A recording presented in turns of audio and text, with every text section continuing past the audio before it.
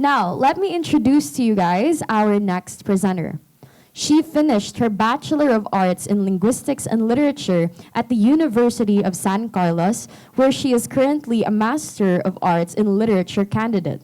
She was a fellow of the Cornelio Faigao Memorial Annual Writers Workshop, the Iliga National Writers Workshop, the ES Writers Workshop, and the UP Visayas Creative Writing Workshop. She was formerly the Central Visayas Coordinator for the Literary Arts of the National Commission for Culture and the Arts, and the previous chair of the Women in Literary Arts Cebu, Inc., the only group of women writers in the country. She is a founding officer of Mga Anak sa Dagang Incorporated and In Other Words Incorporated, a translators group. She is a board of director member of the Cornelio Faigao Annual Playwriting Workshop, Drama and Performance. She is currently the head of the Kabilin Center of the Ramon Aboites Foundation, Inc. in Cebu City. Ladies and gentlemen, to the stage is Miss Heidi Emmy K. Palapar. A round of applause, please.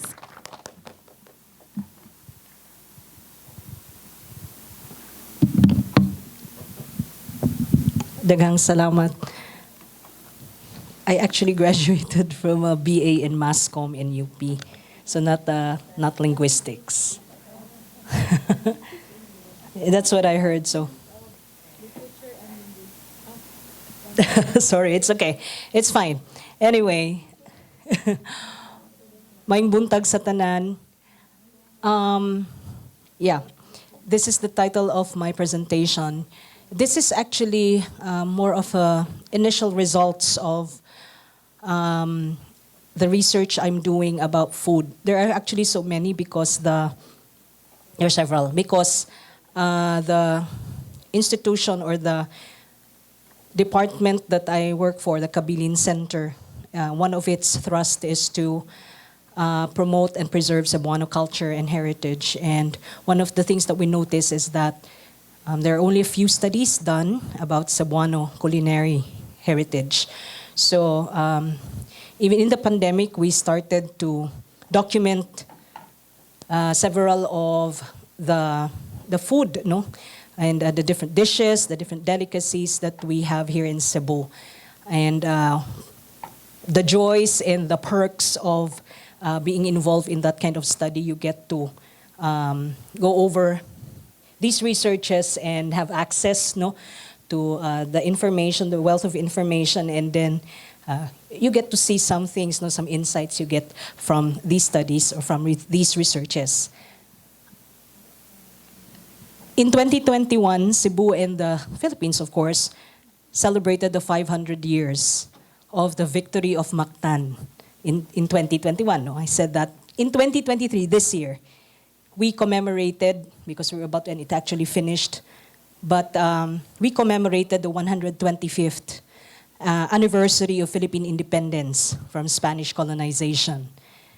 And I was fascinated with several studies, Filipiniana studies, like Reynaldo Ileto's Passion at the Revolution, Vicente Rafael's Contracting Colonialism, and the most recent, which I'm really enjoyed, I thoroughly enjoyed reading, is Saints of Resistance of Christine Lee. And it shows how Filipinos resisted colonization and hegemony over the culture of the colonized, how we were able to subtly enmesh native ways in said to be Western imposed or influenced tradition and culture.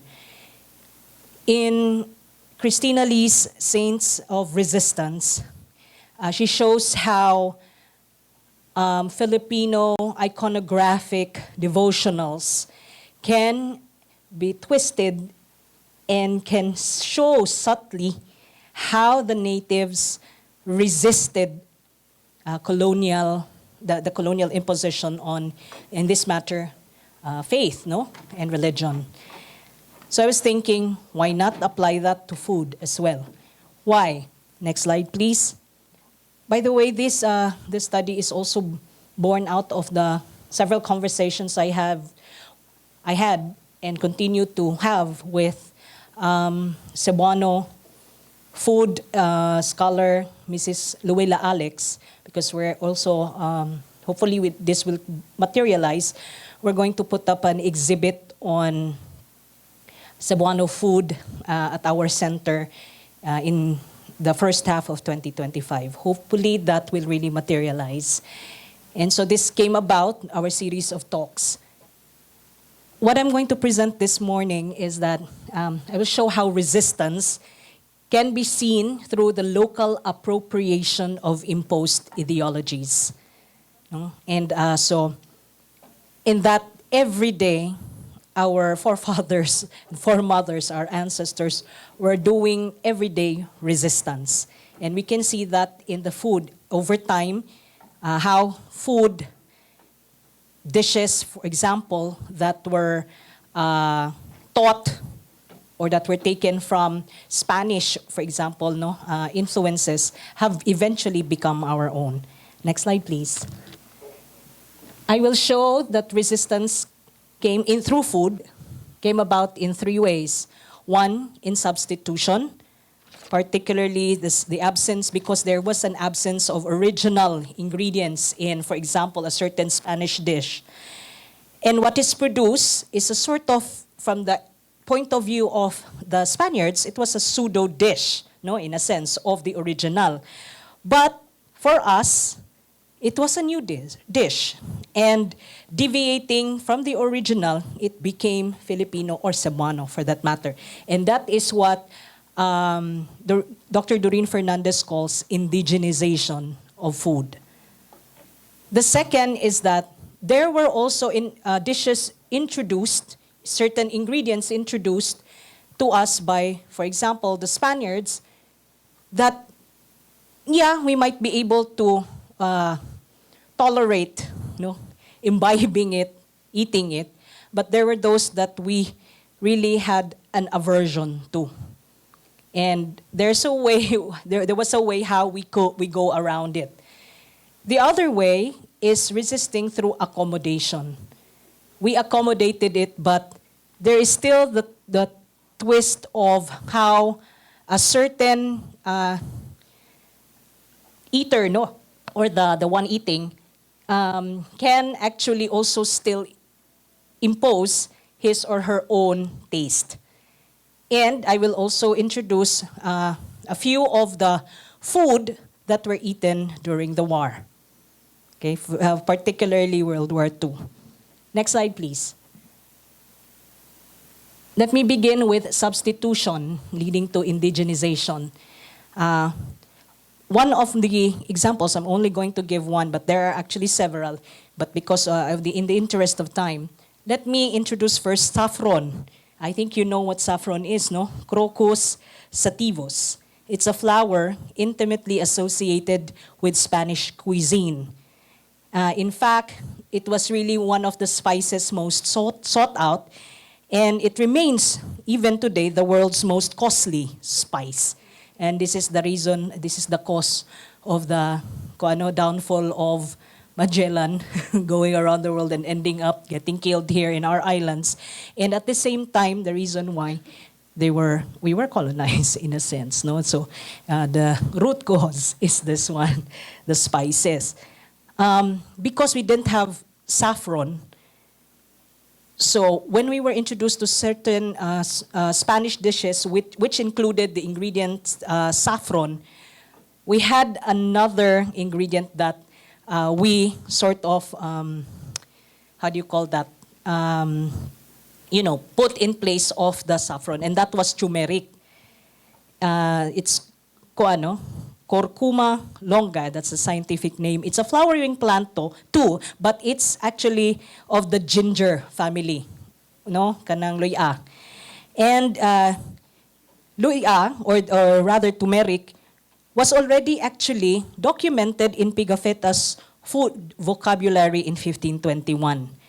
So I am pretty sure some of us are familiar with turmeric, especially because like now there is a derivative that of turning the ginger into powder, and we drink it. It's very medicinal as well. We're talking of phytomedicine a while ago. So you will see that this use of ginger became so, it was really used widely in Cebuano dishes. In fact, one of our heritage food, that chicken there, you see there, that's the native chicken in Katmon. It's different.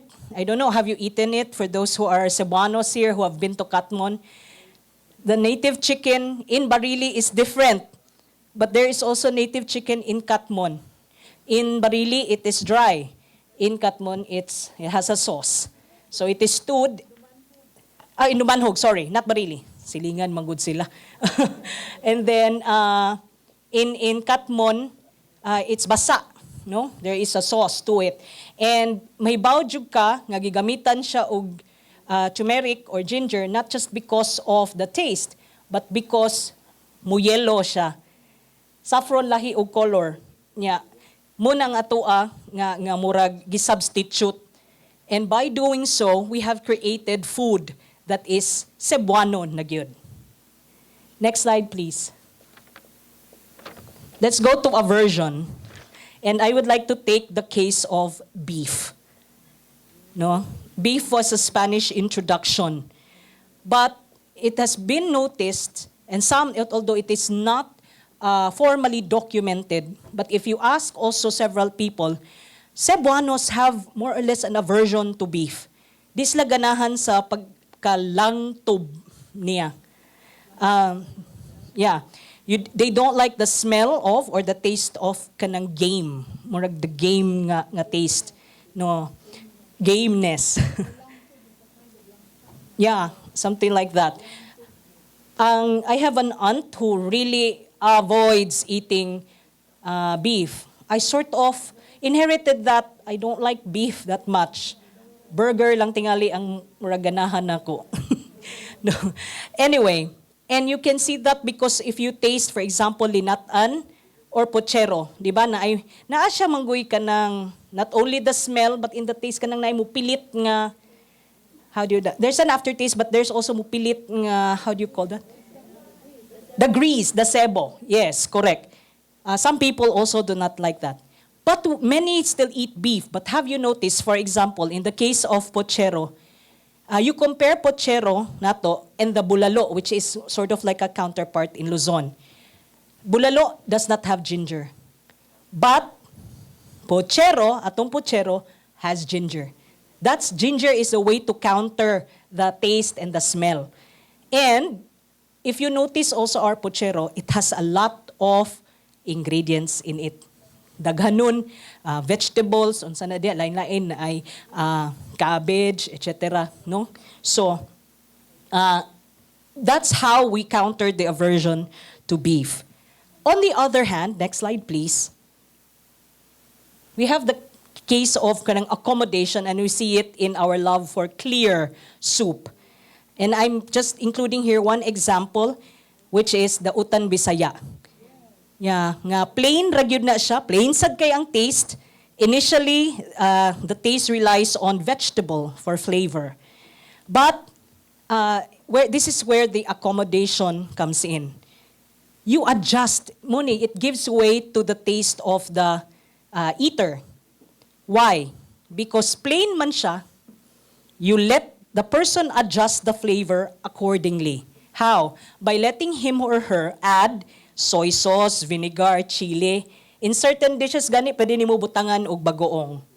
So you adjust it. So there is no, murag here, the Cebuano does not like the idea of kanabitahong pugson, you are forced, you are coerced into something, even in taste.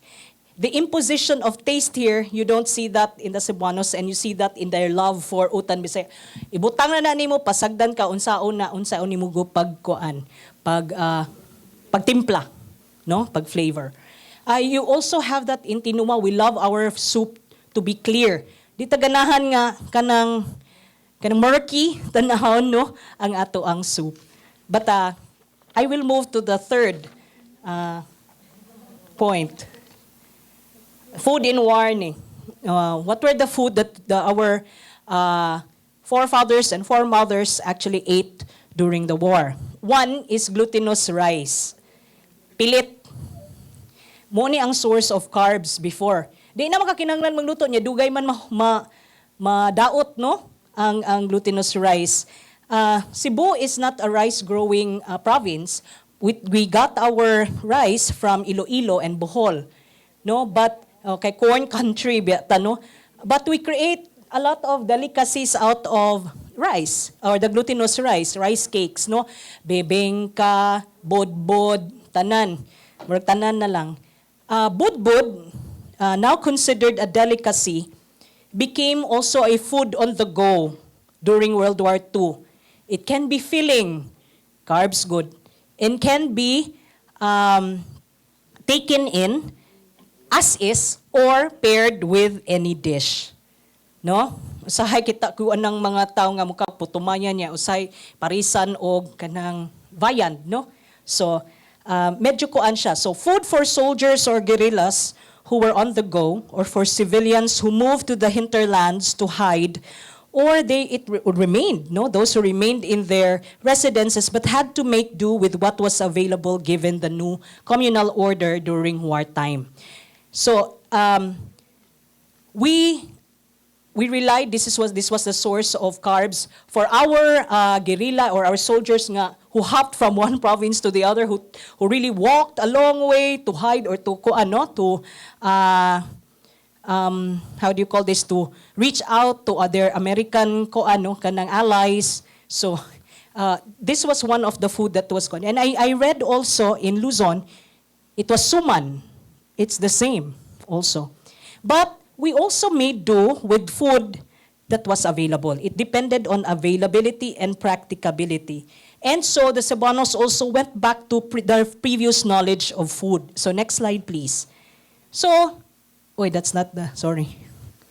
Yes, there. We had the adobong pinauga. No? Dito sa Luzon, that's humba. Unya,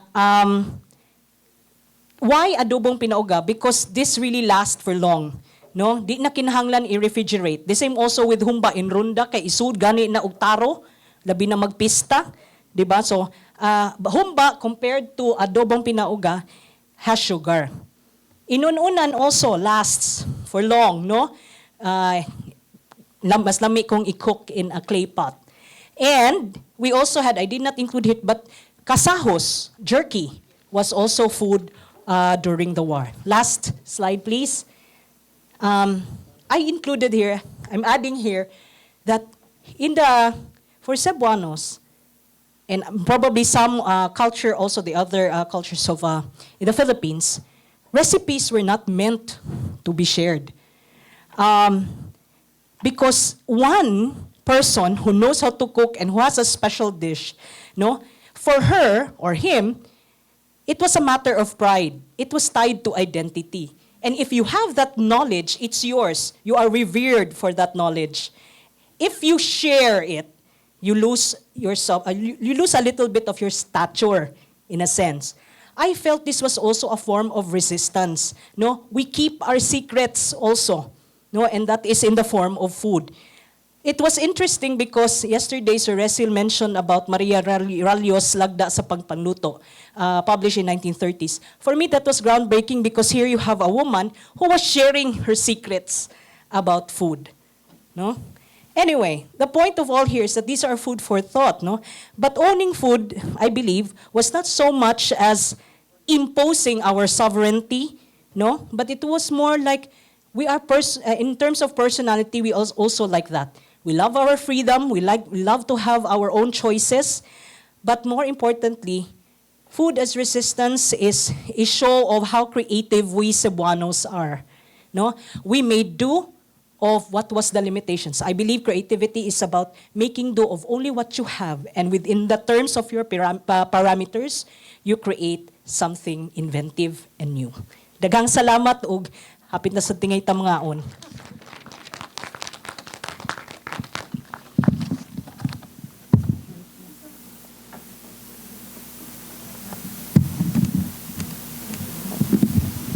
Thank you very much, Ms. Palapar, for that insightful talk.